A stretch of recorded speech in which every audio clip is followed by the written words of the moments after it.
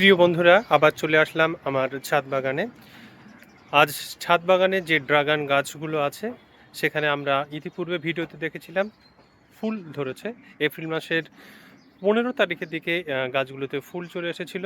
এখন মে মাসের 27 তারিখ গাছগুলো যে ফল হয়েছে, ফলগুলো পেকে গিয়েছে, সেগুলো আমরা সংগ্রহ করব।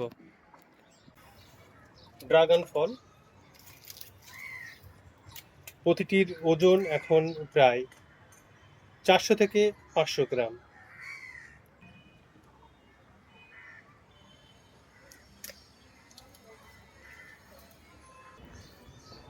এটি সংগ্রহ করব।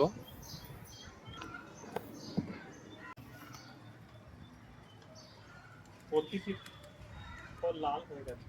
এসেছিল এপ্রিল মাসের মাঝামাঝি সময়।